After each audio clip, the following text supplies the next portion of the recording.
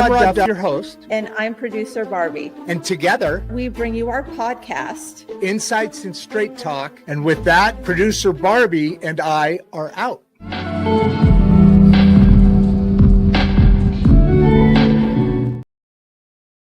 God, this is going to be tough. Hey, Kris, I'm going to do a little introduction. We talked about this. We already know the voice is okay. Sorry, folks. I see somebody's coming on right now. Bear with us for a minute. I'm going to, Kris, after I do the introduction, if you could spend a little extended time on that earlier journey, I'm gonna wear the headphones so I'll hear you all around because I, Bluetooth. But I'm gonna put myself in the green room and I'm gonna go talk to somebody because I think some of these computers we turned on in the back, they may be stealing some of the bandwidth that they don't normally steal. So I think that might be the issue. I've done 3 shows now here, and this is the first time that's ever happened. But it's also the first time we turned on the monitors back here. Our sponsor is the city of Mangum, the public library here, and we're in the game room because, as you folks know, we're working on the Regeneration School project, and that is giving. We're using Mangum as a pilot because it's small enough to manage, but it's the county seat. It's got a lot of political, not for its size, tiny city, town literally, but for its size, it's got a lot of kind of pull power, so to speak. I'm meeting with the AM radio, the owner of the AM radio station. Quite a ways out of town, but in another town, but that'll give us that local push towards that conversation that we're constantly having towards these missions. Today, we're meeting with Kris, and Kris has got it's the wheelhouse of our middle class story here at Insights and Straight Talk, and that's one of the reasons why we've already got 55 people on. You guys are jumping on fast. Hey, listen, so for the people I was talking to a second ago, Kris, I'll bring you on in a second, faster than I normally would. I think they like what you're going to do here, Kris. I didn't ask you if you have a hard stop, but hopefully you don't. We might be going over an hour. Give me a thumbs up if that's good for you. Hour and a half-ish. Okay, cool. Thanks, Kris. So, folks, thanks for being here. God, we're at 83 people now. Okay. The technical thing that you're seeing, I assume, Kris, you still see it as the guest, is I think because of the monitors that we have turned on, there's like 30 games. There's a virtual game over here. There's another high-end game over here. And then there's a bunch of different things over here. This is for the kids, like kind of after school stuff or over the summer or over the weekends. The library opens up not only the books on the top 2 floors above us, and then down in this floor is for the age group that we really want to start working with in this regeneration program. But coupled with that is the ability to teach kids. Not school teaches you to learn how to take tests, not for life. Kris is going to teach you how to prepare yourself for life. And with that, I'm going to bring on my new bestest friend in the world. Oops. Oh, wow, that was timing. There was some timing there. I heard that crash. There you go. Hey, how's it going? Kris is going to teach you all how to destroy your monitor system. Okay, so he's already working on it.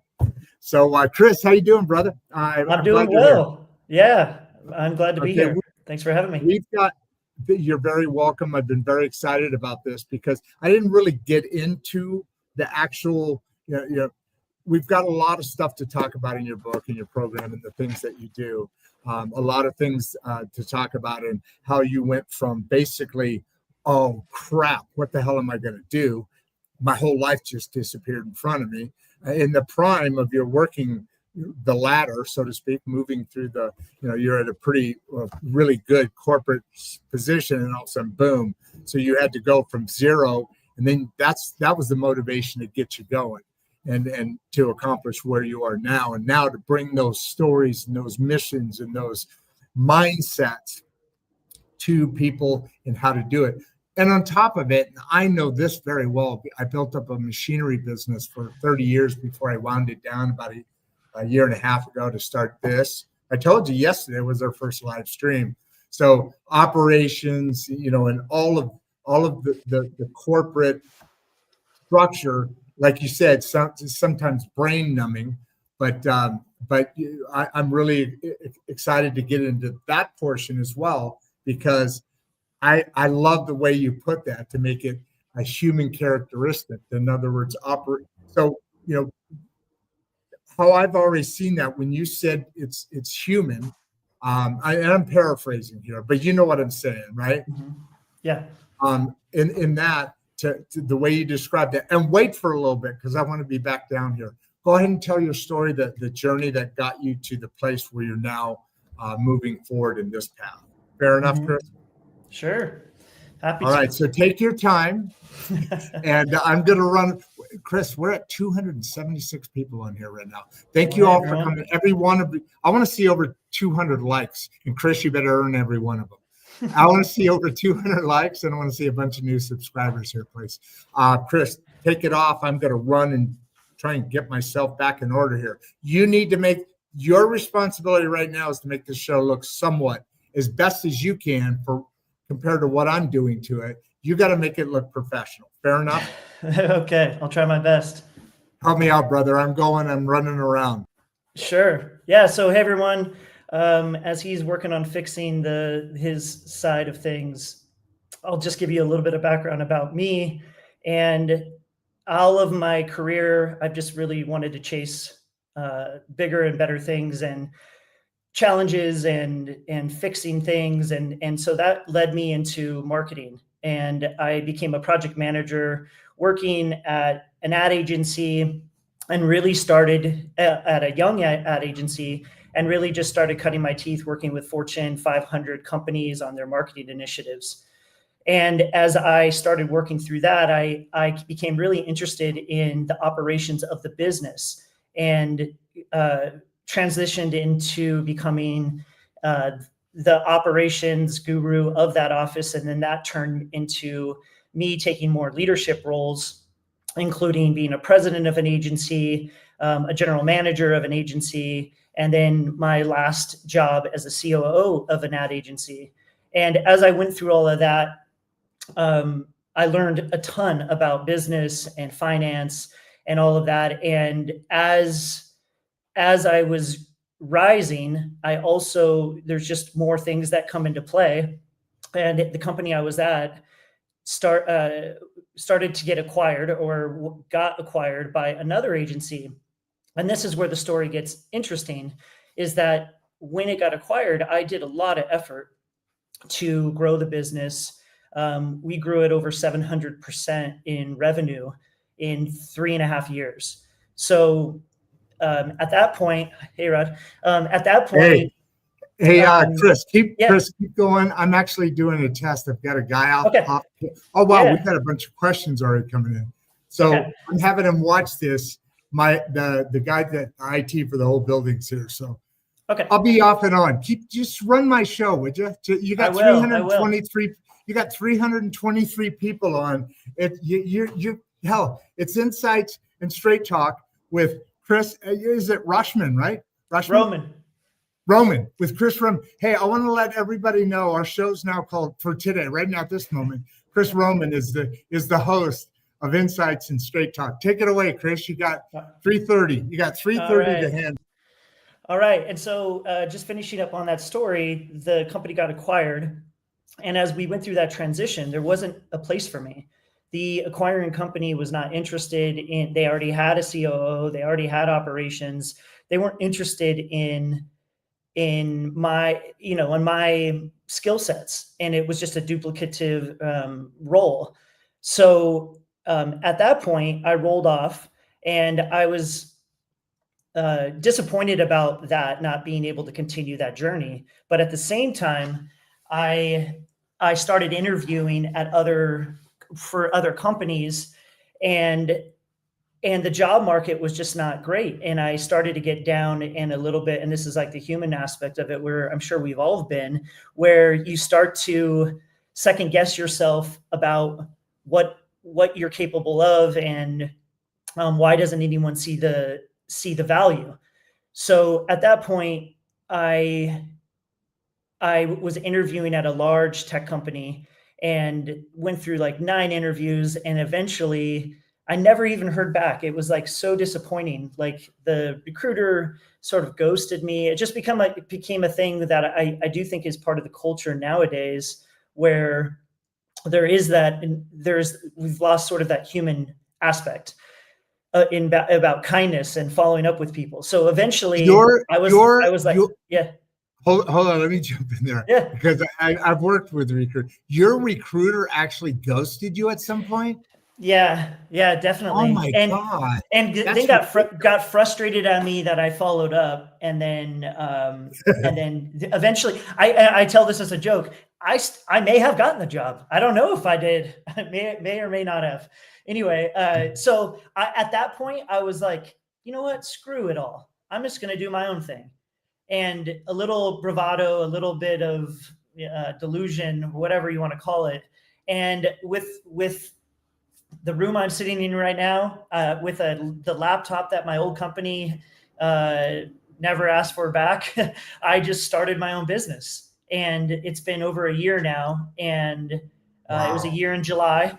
And it's been great. It's been rewarding. And, I'm more successful than I thought I'd be. Obviously I want to continue getting bigger, but at the same time, paying the bills. And it's been rewarding, but it's also been like vindication of like, okay, I could do it.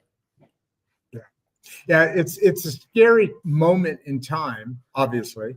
I think several people have been there, and it's very timely this topic, because while what you're describing, this journey you're on now, and the reason you're on it, which we just talked about, is that God,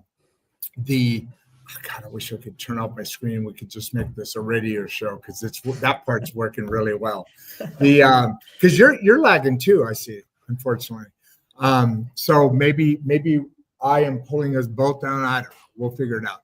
But in today's world right now, like I just had a complete career change, right? I built up a company over 30 years, and then I was landlocked by that. I was in Chicago, Illinois at the time.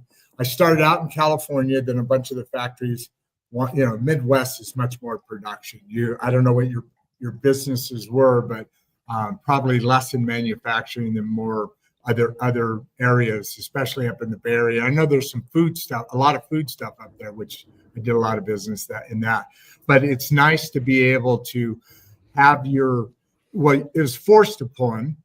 But at that point, when the dust settles, all of a sudden you catch your breath. And then, like you said, your sheer gumption, and at a point, I got to provide. I got to figure this stuff out. I got to step up and make stuff happen. And so let's start talking about what your thought processes were there and how that road led, because that's not it. I mean, you're up against a wall. You're having what is happening. But at the same point, you got to get up every day and drive yourself forward, because it's not an easy task to go from there to there. Going to the next job is one thing, but having nothing, you're on the precipice, you're on the edge. From that to being success is a very here. Am I up high enough? In the heart, in the gut, that's a very tough place to be. Yeah, I think there's two things there. One is, of course, it's a challenge to think about in that spot, but I also think I was prepared for it. A lot of people had told me you should start your own thing, and I always just said, nah, like I couldn't do that. So in many ways, it was like the little baby bird needing to be pushed out of the nest. And because the mom knows you can fly, so a part of it is that. Part of it is I have always been a fighter in the sense of like not giving up. And my parents and raised me that way of like, yeah, you get knocked down, but you got to push up, you got to push a little bit harder. You got to think about things in a different way. You got to have a positive mindset. And I'm a very like positive mindset kind of person where I do think you put out good energy, you're going to get it back. So getting out of the like, woe is me vibe, it was certainly a place where I started to gain some traction, momentum. And then once I got my first client and then another client, then like that confidence just starts to come back. And you realize as you're talking to entrepreneurs, founders, CEOs, those are my clients. When I'm talking with them, I realized how quickly I was providing value. And that's where it gets really exciting. Yeah. Hey, I'm sorry. Ignore me. I'm just testing with somebody next to me. So we're doing this live. This is, I told you. I know. We're not aesthetically beautiful, but we have you on. So, and you're beautiful. So keep being beautiful while I keep doing whatever. I mean, I'm holding down carrying all the weight. You're doing great. I'm listening. Hey, I'm enjoying your show. Okay. I'm going to listen to your show more often. Hey guys, I recommend that out there in the audience. Yeah. We're listening to your show. So as we're going along here, some people are walking around, so you might see some people on. I want to try and get them to do some cameos, but they keep staying away from the camera, those dirty rags. But okay. So we've got a great topic today. Can't wait to hear your story, and we're kind of just getting into it. Thank you very much, Dixon. I appreciate that. And then he followed up. And what's lagged, by the way, is everything except for her voice, because it takes a second to click over. How do you know when it's time to leave corporate and go solo? You were kind of getting into that a second ago, and that people have always been telling you. And like I like to say, luck is when preparation meets opportunity. So your situation wasn't necessarily luck, but people would say, oh, you're so lucky you were able to get this going, and it's already successful within under a year. Paying the bills, doing all that, the stress is down. Preparation meets, in this case, a bad opportunity, but an opportunity nonetheless, right? How do you know when it's time to go solo? You were forced into it, but you were already prepared. What if somebody's out there and they're hearing what your friends have been telling you for the last 5 years, whatever it was? Hey, you should do your own thing. You should, and you're like, nah. When is that time besides the inevitable that cut? If somebody's just doing their thing, what would be a trigger? What were you thinking when you said no? And what was that like? Can you bring some of that into the picture right now? Sure. Yeah. I think it's, I don't know the right, like you just said, it was presented to me, the world presented to me, and not in the way that I wanted it to. It wasn't like someone came in with a platter of 3 clients and said, hey, here you go, start your business, and pulled in a chair and all that sort of stuff. So I do think it comes down to a couple things. If I was giving advice, like at least from my point of view, I would never say leave the job until you have something, until you have a product that you believe in, until you have a framework to get clients, some of the fundamentals to not necessarily just leave the corporate. I again was sort of forced into it. And after being, not feeling the job market was strong, it eventually just got into a spot where I was like, I got to take matters into my own hands. And what came down to it was I got to trust myself, right? That the trust that I had in my abilities was ultimately what got me out of the predicament that I was in. I'm coming. Oh my, I told you this timing was going to be horrible today. It's all good. Let me take this next question that I see up here. Before you do that though. Yeah. There's several coming that are dialed. As a matter of fact, we're a little bit behind on questions, but that's good. That's a good problem. Yeah, it's all good. In that, you talk about having a place to go. In other words, don't say, hey, Joe or Sally just said, hey, you should go on your own. That sounds fun. and then walk into the office and give your resignation, and then Don't go recommend back that. home and go back home and go, okay, what do I do? What the hell? So you got to do you got to know what's coming. Now, in your case, you had to learn it real quick, which is going to be great into Ariel's question here. You had to learn it quick, and you had to get some daily habits down now. But the recommendation would be, hey, if this story is going on and you really think you wanted to do it, you didn't even want to do it. But if you really think you want to do something like that, you got to start, okay, what kind of money do I have, and how much time will it take me to get there? In your case, you had to just pack it on. How did that go? Leading right into Ariel here. What were those daily habits that got you going? Yeah, I think so. This room I'm in was just I don't know, it had like a Peloton and nothing else. So what the first thing I did, I love Peloton. I was working upstairs on my kitchen table for a long time, just because it was part more of the house. So one of the things I did first was invest in creating this into an office. And then I started going to work every day, meaning I got ready, came down into the office, just like creating that system where I stay down and then I would go up, have lunch, come back down to the office. And that separation between house and like the things that come up within, chores and the to-do lists and all that was all away. So that habit of investing in myself and also saying, all right, I'm going to treat this as a job, even though I don't have a job yet. And I think that daily habit of me just continuing to clock in, clock out was better than, I'll try this for like 2 hours. I worked the whole day. And sometimes I was just like, okay, I built a website by myself. I started thinking about what's not easy. I did my value prop. I went through some of the work that I have that I provide and frameworks that I provide for clients. I did it for myself, which is hard to do. It's easy to tell, like, hey, this is what you should do, but it's a little harder to do that for yourself. But that's what I did. That's one thing I like about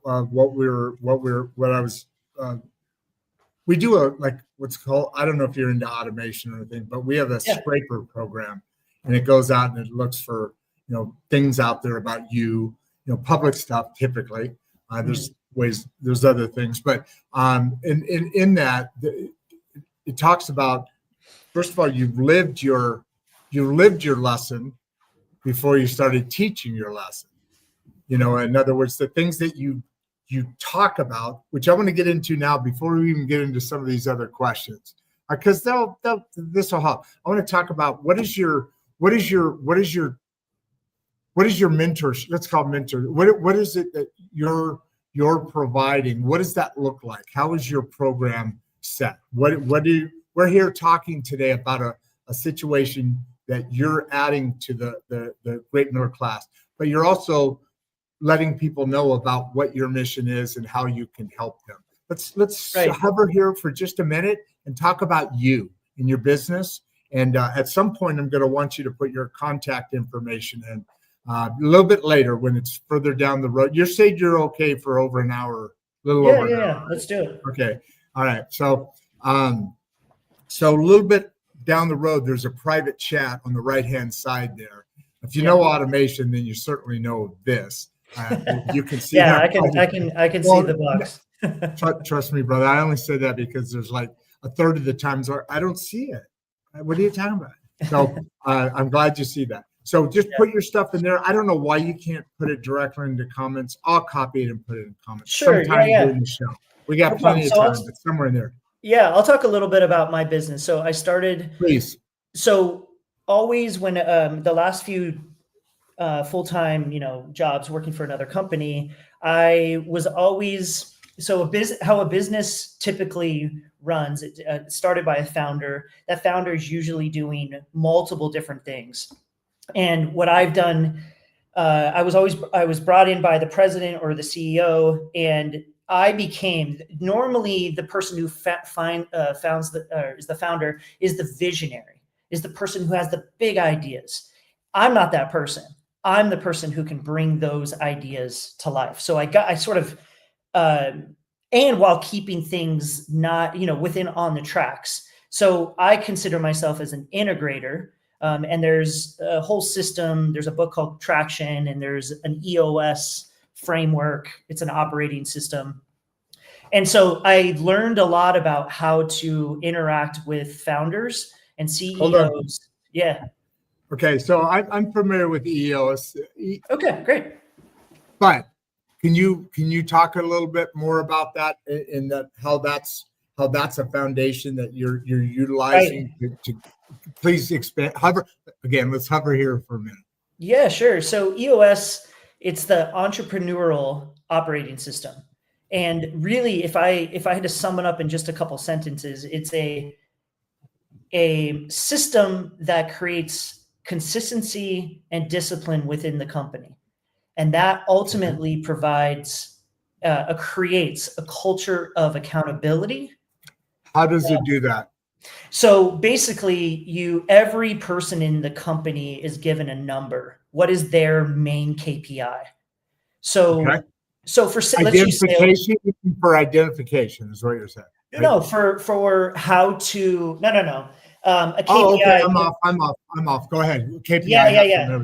Please. Yeah. So basically, like, sales would be a really easy one to understand. You could say, Kris, mine, or whatever, Joe, Rod, whatever. Your number is 50 sales every month. That's your, and so basically the KPI. So is that a break even number, or is that just your KPI is your goal? It's your target for, like, if you look across the whole business, you're trying to figure out, if everyone hits their numbers, their measurables, right, then the company should be super successful. So some of them are stretch goals, right? So if you create this level of, hey, everything rolls up to something, right? As a COO, my number was always tied to profit, because I had the control of monitoring expenses and being involved in sales and thinking about full operations, efficiency. Full operation. Exactly. So my number would be, X amount of dollars in revenue, profit, net profit every month. So that's an example of it. The discipline becomes that the leadership team meets every week, and you go through the main KPIs. You go through the goals that you have for that quarter. You go through a to-do list. You're basically creating a system where you don't want anyone to be like, I didn't have time. Oh, shoot. Things got in the way. You're creating that environment, and you start to get a visibility. So, long way of getting into what I do now, because that's the background of it, is I work with founders who have they feel out of control in their own company. They've reached a point where there's too much chaos, and normally it's because they're growing too fast, or they've hit a wall. And when you hit a wall, and everything's bottlenecking around the founder, and they're going like, I started this business and now I'm having all these problems, and I'm hiring people and I'm still working more hours. Like, why is that? So what I do is come in, meet with the founder, meet with the main stakeholders around the company, identify the issues, the root issues, the core. A lot of companies, and a lot, like all of us, we look at the symptom. Oh, okay. Hey, that's happening. Let me fix that. But that's really not fixing. It's just delaying more symptoms to come up from the root problem. So by having this discipline and having this culture of accountability, you can start training the muscle, or the leadership team's muscle of thinking, of how to tackle and attack the core issue. And that's where I can come in and not only help companies figure out what those core issues are, but then how to implement new initiatives to actually bring them to life, bring those ideas and those fixes to the core. Okay, so I've got to ask you this. Yeah. Well, first of all, you're a smart guy, so that's a big part of. That's probably a great part of answering this question. But what you're talking about now, the way you just laid that out, obviously you're bringing what you did for the last, what is it, 15 years? I'm sorry, I don't have the information in front of me 15 again. plus. 15 plus years, exactly. It felt like 30 They at times. HR people say, or the guides say, you put 15 plus so you don't get the ageism going. So that way they can't quite pin it down on you, right? Yeah, they're like, well, 15 plus. Well, I can't do the math exactly on that. That's right. You can't quite dial it in, so you're safe. But what you just said is coming from a veteran. I mean, and you're a veteran in what you do, and you're just now doing it for yourself. But you're now implementing, and what you're talking about now is things I mean, how did you get to that level? I got to point up here. I'm talking to you down here, but I can't. You're right up there in the camera. So how did you get to that level so quickly? I mean, we're talking July, a year. So what is that? July, August. It's like a year and 4 months. I mean, to go from zero to the comment you just made, the observation you just made, and what you do. Either that or you practice that sentence every day for the last year and a half, and you've got it down. Really No, good. I'm riffing. Give me. You're not reading the script or anything, are you? Well, you're an actor. I'm AI, man. You're AI. There you go. Okay. Well, that explains a lot then, Kris. Now I'm starting to connect some dots. Exactly. But how did you pick this? Okay, so you're very comfortable and knowledgeable and dialed in, and obviously your physical, your aura, your vibe, whatever, however you want to say that, to me seems, and I'm no expert, I'm not meet whoever, I'm a talk show host, right? But do you seem like you're very much further along of somebody in the business that you're running? Because there's a lot more than now just telling what you've been doing. Now you're, like you said, you're living it. You're starting to build those operations and those things internally within for your own entity. But how are you here right now at that comment that I'm spending so much time talking around? How are you here so quickly? And you mean just here quickly in terms of the business being successful? Well, the business being successful and the way that you're talking about what you're doing and your operations and your business within a company is not exactly what you've been doing, because you've been well, okay, maybe it is. So the COO is supporting the CEO or the owner. It depends on the size of the company, right? Totally. So the visionary, you talked about that leading up. You're not going to bring in the vision of the company, although you are in this one, because you're creating the vision of the company. But you're not that person. You're the person that says, okay, that's your vision. These are your peeps. These are your things. And I really want to get in this whole operations as a human characteristic. And I'm not saying that. What's the right way you put that? I said it wrong again. What's the right way? You know what I'm talking about? Oh, the EOS or integrator? Making operations a human. I should look it up. It's on your write-up. Oh, well, I guess, just to go a little bit, or, fill in some of this, since I'm the host, let me fill in some. Please take it. You got it, man. So I think where you're going at is like, how did I be able to explain that? So what I'm doing now is what I was doing for the last 8 years, but I was working within a company and therefore embedded within, and again, those were all at marketing agencies. And now I'm working with no marketing agencies. I'm working with small to medium-sized businesses and applying that same knowledge, because here's the craziest thing is that it doesn't matter what the business is. The same principles. You could be selling tissue or selling a jet. That if you want your company to run smoothly and grow sustainably, there are the fundamentals of how you organize and how you create a culture where people want to work and and those types of things. So I've been doing it for a long time. I'm just now taking that knowledge that I had from the previous experiences and applying it to different industries and with different people that are owning those companies.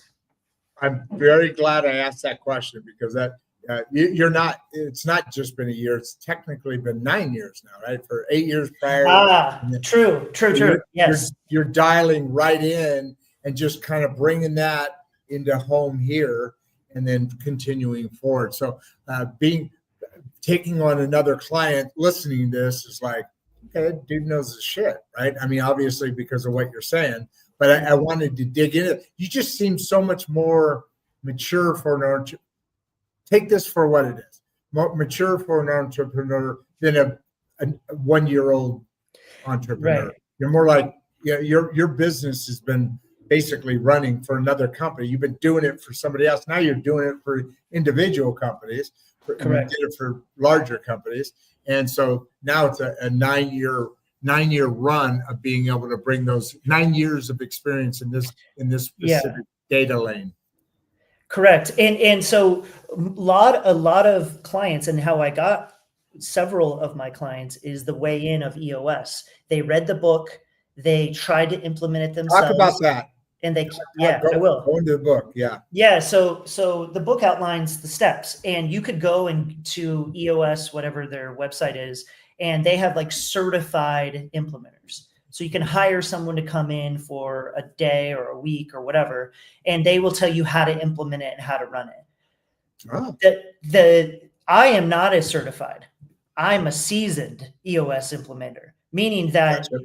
I have the combination of being able to implement it, but also understand what that means in a real situation, in real life, for a real company.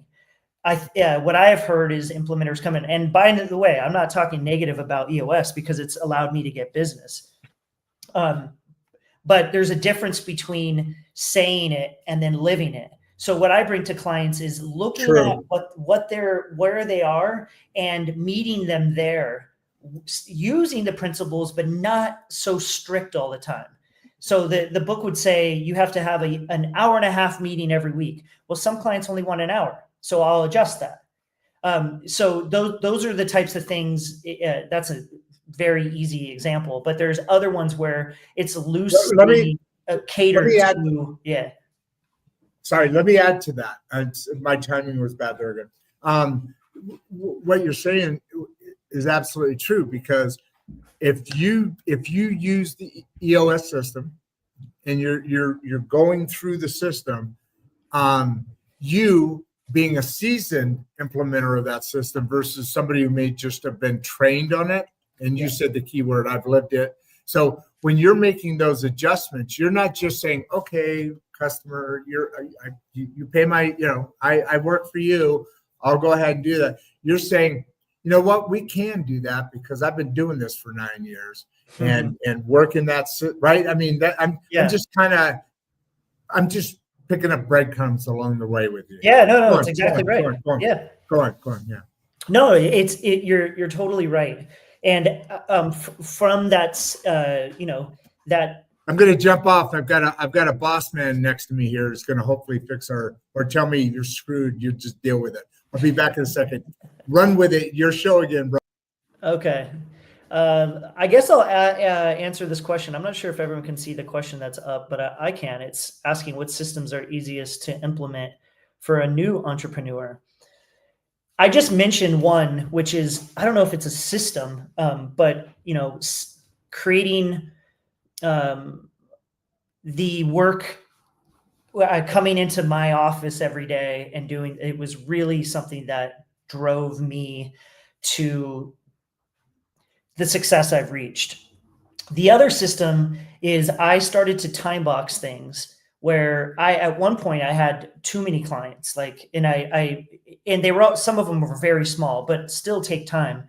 And I found myself just jumping everywhere, like, oh, let me answer that. Slack came in, an email came in.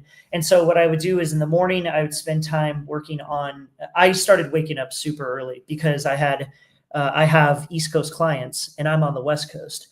So I'd wake up and spend like the first hour just working on my business, whether that was the website or looking for podcasts or whatever it might've been, marketing for my own company. And then I would move into, all right, now I'm going to start working with my West Coast. And then as it went on, East Coast and then West Coast. And then I have a client that's in Australia. So that's like towards the end of my day. So all of those are like time boxed in. It has been really beneficial for me. And setting proper expectations with clients that you're paying me for a fraction of my time. I can't be expected to answer everything in like real time.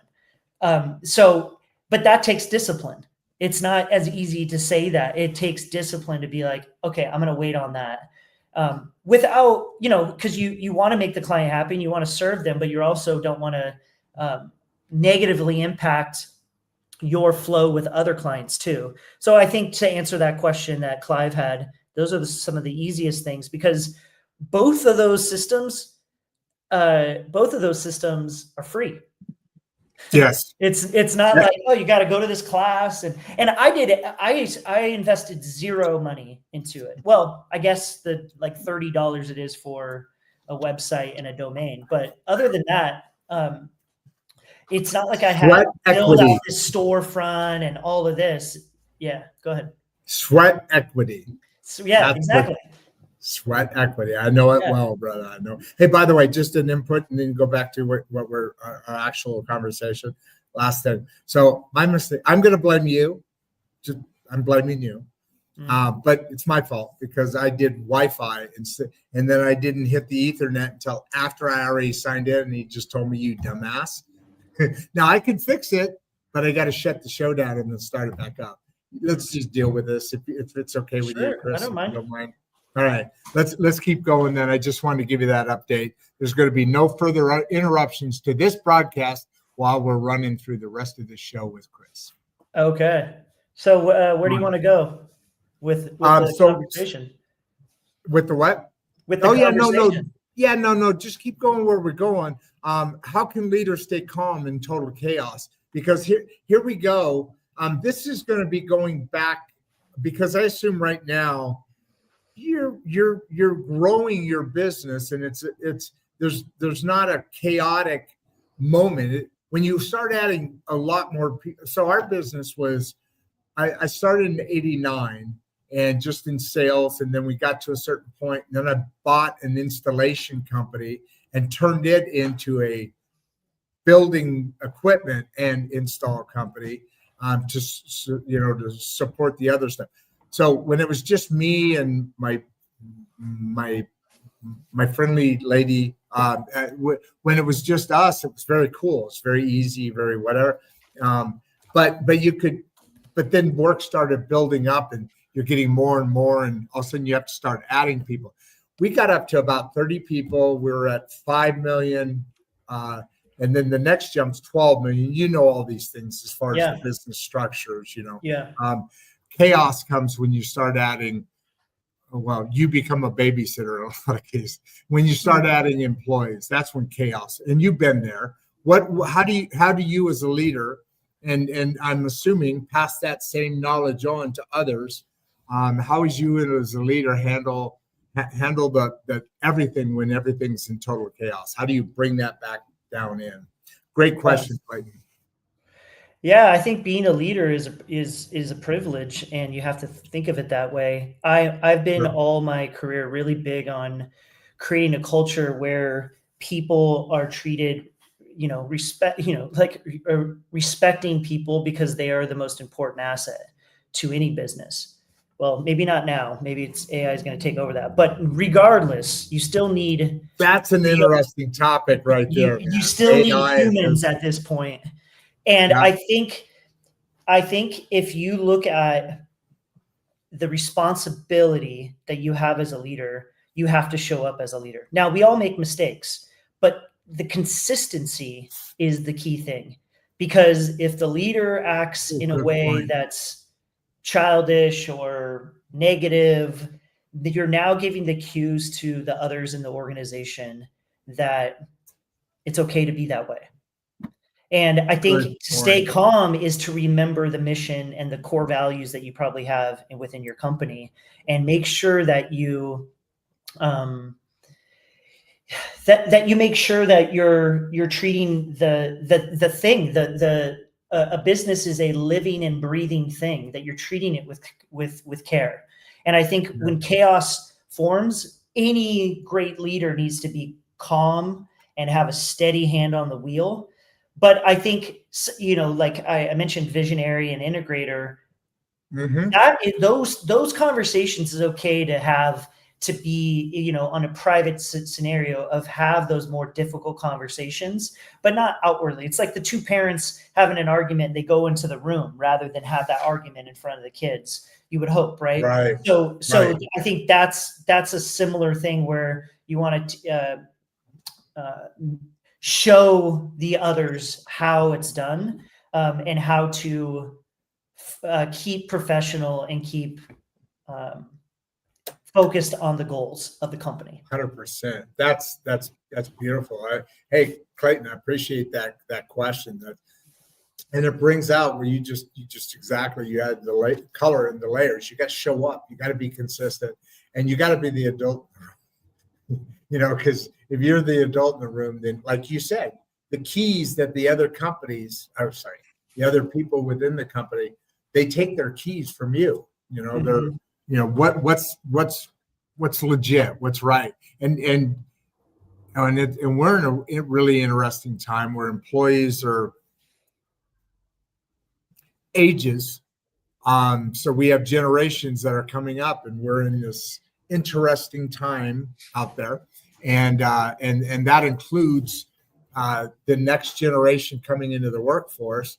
There's all of these different complexities that are hopefully will straighten themselves out at some point. But nonetheless, people are coming into the workforce. I'm sorry. Can I ask your age? I know you're not a girl, so it shouldn't be too much of a risk. But what age are you at? How old am I? How old are you? I'm 47. Okay, so you're in that what I call my son is I'm a guy, almost 40, somewhere in there, and then my next one is 18 months younger. I have grandkids, so forth, so on. My point being, that group, your group, is what I call the bridge generation, because my kids' generation, and you're probably a little on the upper edge of that, but anyway, your generation has seen what the world has been. In other words, you know what a fax machine is, right?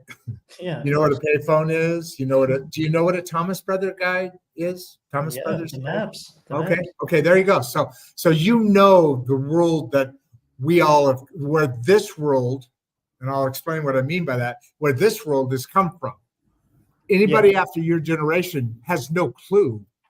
They've never seen they wouldn't even a Thomas Brothers guy. What do you mean? A guy to different brothers around? Exactly. Is that a band?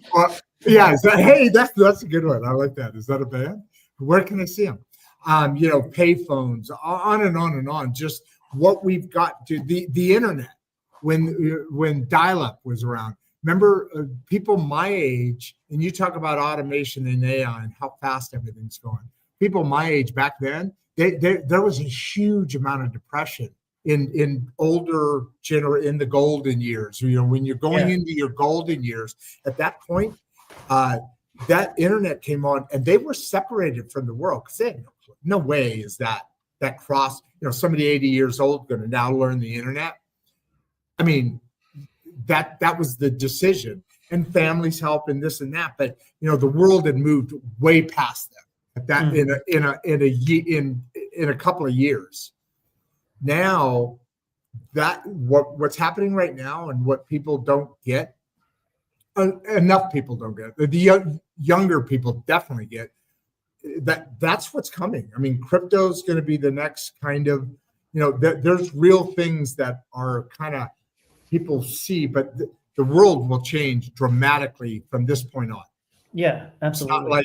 It's not like the Industrial Revolution, which took a generation or two to kind of go from horse and buggy to car to, on and on and on, right?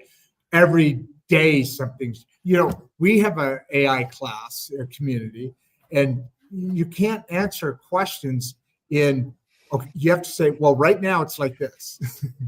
Because whereas in the past, well, this is what you do. Things are evolving like crazy, and it's great, it's awesome, but the world is changing, and the workflow is changing, and to have a guide of somebody who knows about you've mentioned automation a bunch. You're in that arena, that you're in that comfortable world. Everybody else, that's all their only world, and then whatever happens from here, because let's face it just keeps going. But what 50 years from now, what's human evolution going to look like? What's our societies going to look like? Right? I mean, it's happening at such a faster rate. That's the speed of which is Which if you take that over to business, it's like that's what businesses are running into right now, is like the change is so rapid. How does that affect your product? How does that affect your viewpoints on because the market changes, and therefore if the market changes for your product or whatever industry you're in, you have to adjust in a similar fashion, or you're going to be left in the dust. I mean, there's a lot of big companies that not just your product, man. You think of marketing. Oh gosh, there's just so many different examples of, if you're not on the cutting edge of getting, switching from into streaming services, like Disney Plus was like way late to the game, right? And you wonder why that happened. Is it because of the internal protection of their assets, their movies and content, or is it just an antiquated business model that they have that has too much red tape to move it in a fast pace? Now you speed that up now, and you wonder, okay, what else is it going to be delayed, and how else is that going to affect that brand? That's just one example. Let me add to that, because I have a recent story that I like to tell people. I told you I come from the machinery building business. I sold machinery as a sales rep, or independent rep. I've never worked for a company ever in my life. Well, for one brief second I did, and I hated it.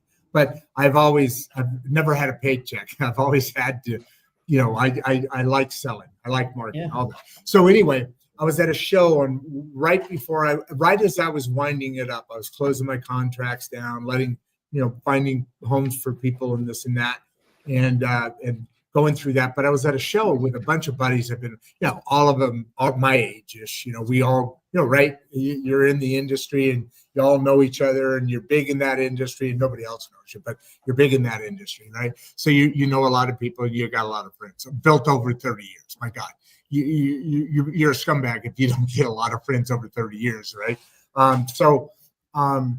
In the last, we all started talking, and some guys were saying, man, the world's changing, because now all the engineers we've been working with are now your age and younger, 30-year-olds and so forth. The point being, your product has to adjust to the times and what people are expecting and needing, and that change, you've got to flow with it. But bigger, even more so, I think, is the marketing. Who you're marketing, how you're marketing, know who you're marketing to. I'm not marketing my plastics friends that are still in the business. I'm in it in that I do advertising for people, but I'm not in the business, right? Those guys are, especially the older ones, they're getting their butts kicked because they're marketing in the old way. And I've been telling them, and they're, obviously people are making adjustments as best they can, but you don't market in a magazine on the back cover for plastics news magazine anymore. I mean, you do, but you don't. You go onto YouTube, you go onto Instagram, you go into Facebook for the older ones, right? Instagram for the younger ones. Right. You got to know all that, X, is still a viable, very viable. And then, like I said, Instagram, Facebook, and all those others that are out there. If you want to, I wouldn't even Snapchats and nothing as far as business, right? That's just for little kids, right? Just fucking around, isn't it? I mean, I never used it, but I went on it for a minute because my kids all did, and my grandkids. But then I'm like, okay, this is not a social media that'll do us any good. I don't know what this all is. It looks fun, but nah. They sit on the couch next to each other and they'd be on their phones. I remember I talked to my son one time and I said, hey, guys, you're right here. Your friends are right here. Why don't you hanging out and chat with them? And my son, he looks over at me in the kitchen. They were in the living room. He looks over at me. All their buddies looked over and he goes, we are talking to each other. They were on their freaking phones talking to each other while they're sitting next to each other. I know, I've seen that. The world is different. So needing to be able to expand and grow your business is definitely, in today's time especially, I'm sorry, I'm trying to market your business here, not on purpose, but it just makes sense in that we're in this moment in time where it's never been done before this way, ever. Mm-hmm. You're the bridge. I'm the never been done your way before. I'm that. So that's what the world has been. And so probably a lot of the people you're chatting with are coming up through that, maybe some experience, maybe not some experience. They've been building their business.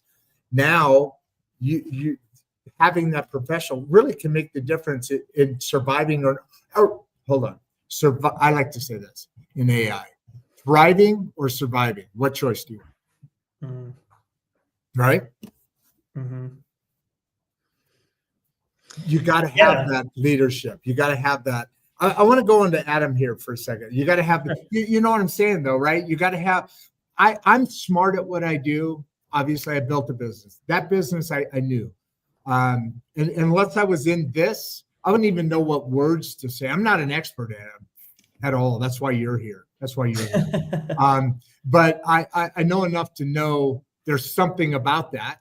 And that's why I bring it up, because if there's people out there that are running their businesses, you guys in the audience, seriously, I mean, you guys know enough about this show that we talk about these kinds of things, and having Kris on and what he's talking about right now. And I honestly, this wasn't planned, but as I'm listening to you, Kris, I'm going, okay, this is a perfect scenario, because if I'm running my business and I'm running it and I'm knowing, I mean, literally a year from now, business operations are going to be different. They're already automated in a lot of places. Right. But more than that, the next engineer you're going to talk to is going to probably be looking at Facebook for ads and Google and so forth for ads, and not the back page of Plastics News magazine in my case, or whatever. There's a bunch of periodicals. It all changes, and where that goes, right? Because you got a marketing background. I mean, you work for a marketing company. My God. Yeah. And now you are a marketing company in a sense. Yeah, for sure. I think. Yeah, I mean, like tying some things in, and I guess applying it to what I do right now is a lot of so once we find some root problems, a lot of those turn into projects or initiatives that take, some are 2 weeks in time, some are a month. But a lot of it is like the solve is how can we automate it?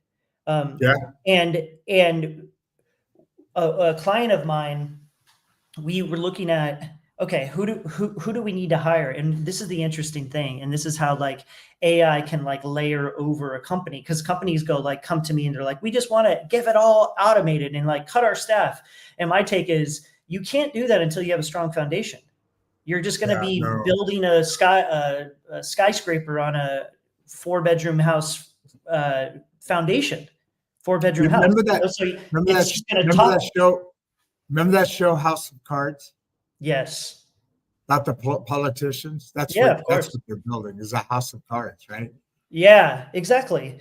And so as we thought about it, some of the biggest things companies need to do is shore up their data, because the data is the power. And if you can get everything within a single source, you can then start to use automations in a lot stronger way. So instead of hiring a project manager, we hired a data scientist. We hired a data analyst, which is how to ready your company for the AI era, generation, whatever you want to call it. So it's all of that has refactored the way that I do my work and the solutions that I come up with, because everything's different and it's easier. I can go on ChatGPT right now and write a Google app script myself, saying I wanted to do all these different things and tie in APIs. I would have never been able to do that, but I can offer that now because I can get the information. Hold on there for a second. You exactly right, but yes, and I don't know how to enter this. Garbage in, garbage out with ChatGPT. I mean, you can really screw yourself over. Oh, yeah. Rabbit hole. Just to add to the point, I've been working on this for a year and a half. My son, actually 2 years now, because my granddaughter, who turns almost 2 years, turns 2 in October. I was down there for her birth, and my son, we're sitting in the kitchen one day, and I was going, "What the hell are you doing, man?" And he's like, and he has his own podcast. He is, the new style of earning income is very much more open than people. We've always had a worker bee mentality, so to speak, in this nation, because that's our educational system. It teaches you school teaches you to pass tests, and then school teaches you to drive into being able to be a worker for somebody. That's our system. And that's not a political discussion, although I'm not afraid of those. We have them, but that's the educational system, let's say. So now if you're starting to automate something, if you're putting in what you think is right, you can really run around in circles. You got to give it great instructions. So the first thing you got to do is you got to train the automation or the assistant, and literally write a base of what like the scraper, right? And you give it all that instruction of what it's going to do, and then after it's built, whatever, it's trained-ish, then you come in and you say, okay, I want you to go out and see what Kris has been up to. Mm-hmm. It's not exactly it, but you know what I mean. But then you've got to tell it, and it literally learns you. But if you don't spend the time to teach it, I don't know. It can be worse for you than better. Again, I agree. Have a pro. Yeah, that's exactly. But that's the beauty of the tool. Like any tool, you could use Excel. You could be really bad at it or really good at it. It's as good as the person that's using it. 100%. And I think similarly with AI, the chats and all of that. But that's every system or every software is like that. You can be very basic or you could be advanced in it, and you can make someone in a video editing tool can make a great video, or they can make a horrible video. It's the same using the same tool, and it's the vision and the thought and the thinking and the strategy and how you can have it manipulate the different data, or in this case of video, the different transitions or whatever. So I agree with you, but it's how much time you want to put into it. If you want to learn Photoshop, you can learn Photoshop. There's plenty of videos. I watch videos on ChatGPT because I use it to analyze a lot of data, and I have to set up tables. Like when I go into a client, I look at a lot of different information they can give me, and I'm looking at what are the themes. I don't need to know all the details. I need to know what are the key themes that the data is trying to tell me. And that's how I'm able to go quickly through a company, is not get bogged down by the minutia. It's continue just to look at it from the patterns rather than all the individual data points, because that's where the power becomes of the data. You could get really analyzing this one thing of like, why did it happen? But why did it happen means that it has to factor in a bunch of other data too, to really get the full picture of what's happening. And you're right. That's the beauty of that tool. I will say though that I think learning AI or learning Chat GPT type technology, whether you're using it for specific something or not, great comparison on the Excel thing. But I know Excel a little tiny bit, and I'm not really good at it. But it's not something I use probably as often as you would. But I think in relation, AI is something that I think is going to be in everybody's world in not too much time. Everybody's world. So you can't it's not like everybody uses Excel, but everybody's got to understand, again, thrive or survive, right? Before we go, I want to go into Adam Wayne's question. He's got a couple of them here, actually. But and veterans is something that's very important to me. I don't know if I missed something here on your history, but Adam, I'm not tied to veterans. Okay, so this is I know Adam's a veteran, and I think he's asking for his own personal reason. Oh, I just wanted to make sure I just wanted to make sure he's been on the show a number of times. He's a really good guy. Okay, very, very much likes this show. So he's one of my favorite people in the world. There's success stories from veterans that use your guide. So do you know, I mean, we all know that veterans don't always have the easiest life, especially in transition and then workforce and this and that, even though they're probably the most qualified people out. But there's just a lot of struggle in this world, in this. And my dad was a Marine for 22 years, and these folks give their lives for our country. They do that. I have a son, somebody I raised, a stepson, from birth. He went to Tennessee on a awesome baseball player. And then one day he and his mom were talking. He's like, man, this college, this whole thing, I'm kind of done with it. And he went into he wanted to be a military police. His brother's a policeman in San Diego. He wanted to go in the Army. So he's at Leavenworth now. So the vets are, my uncles, there's a lot of vets in the world, right? Especially here in the US.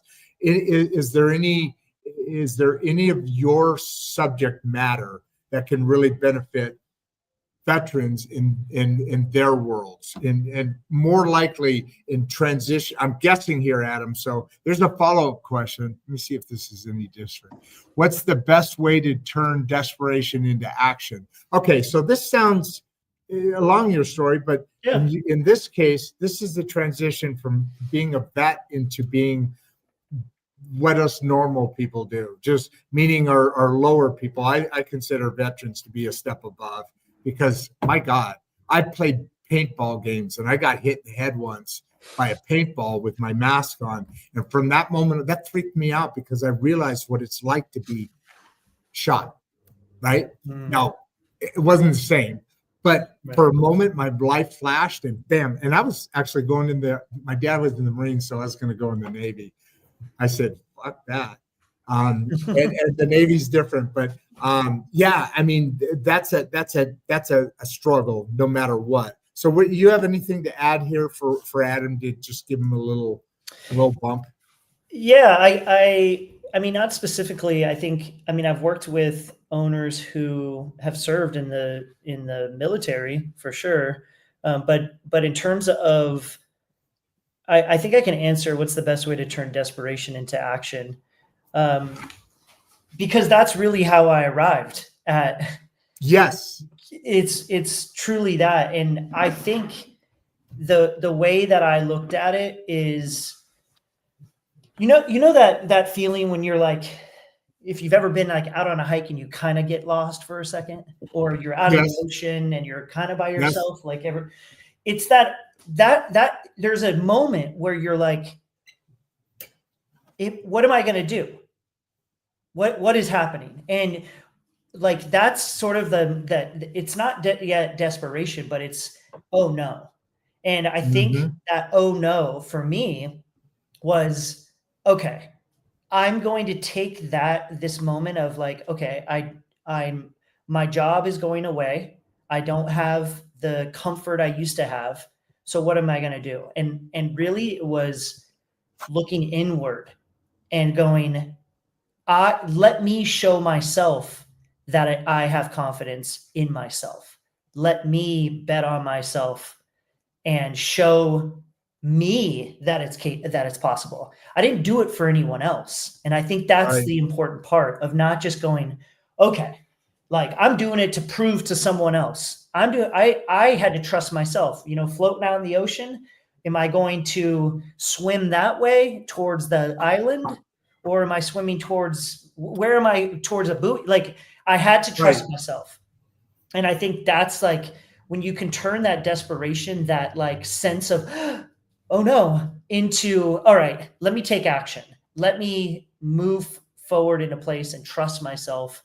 And that would be the way that I went through it. And to answer Adam's question, is a way that you can turn it into action. Beautifully said. You know what? I'm amazed here. I mean, thank God for the audio, because people they must turn off the screen, because we still have 333 people here.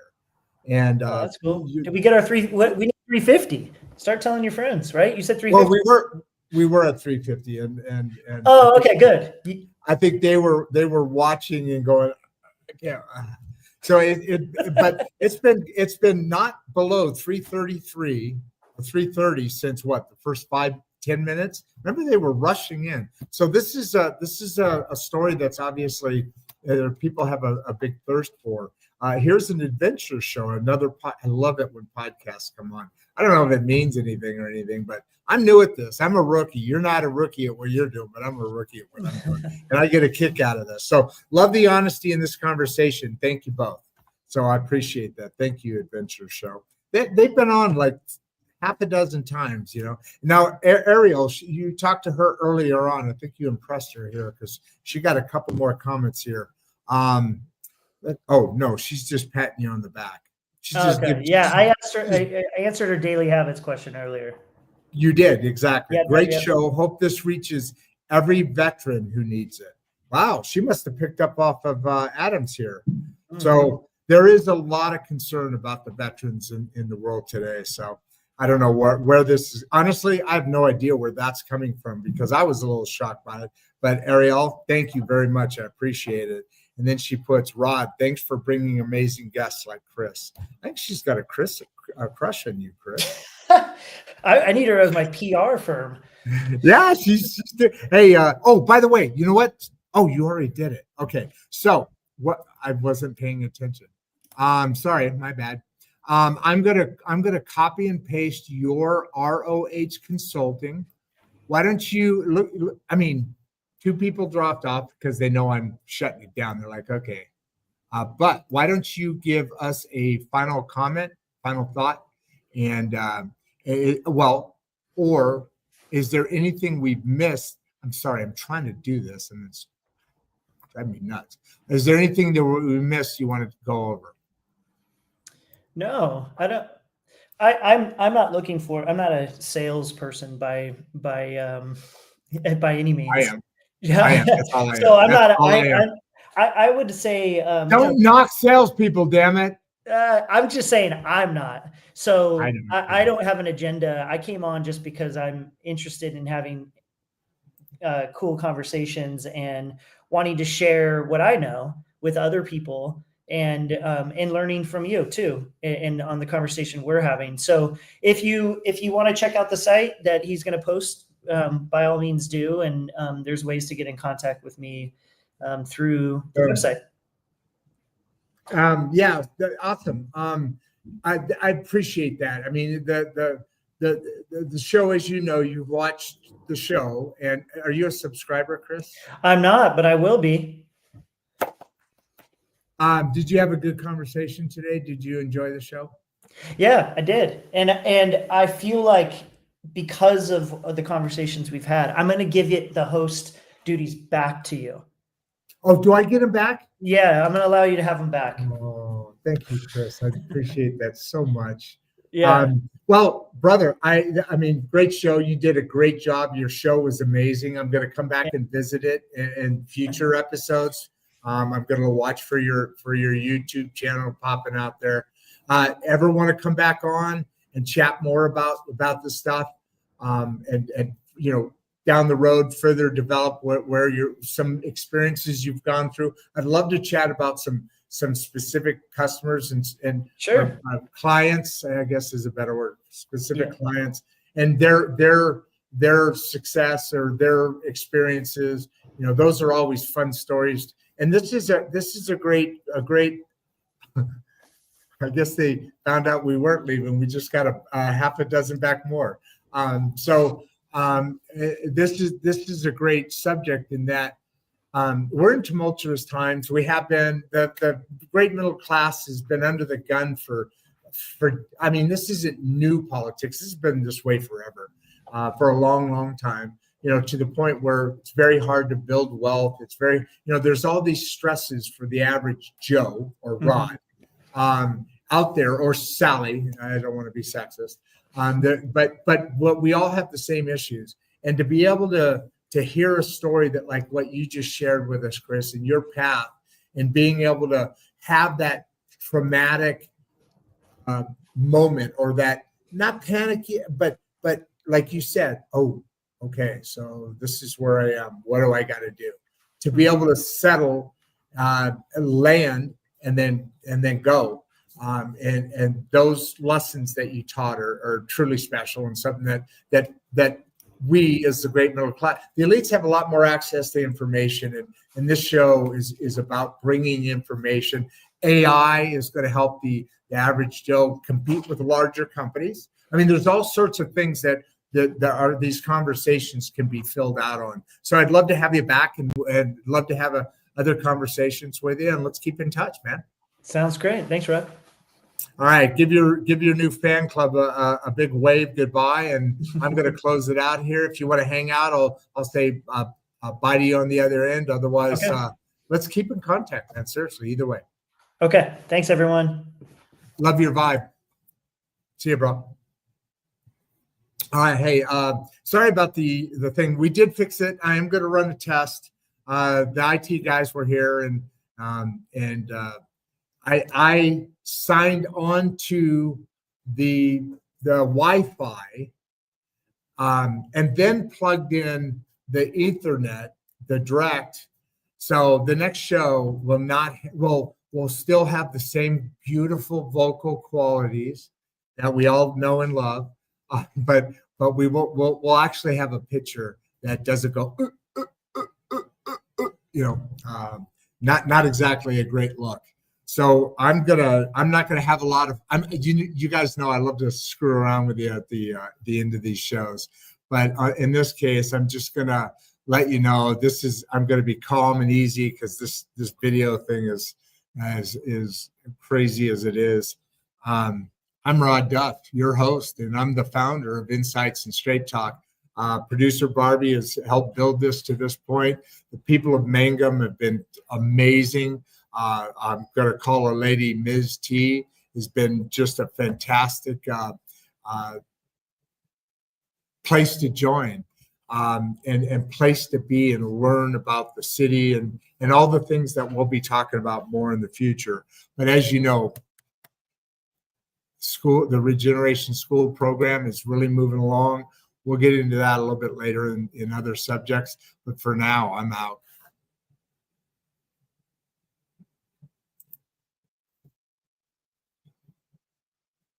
Before you leave, if you'd like to watch another one of the podcasts, click the first link in the description. We love having you here, and we appreciate all your support. And with that, producer Barbie and I are out.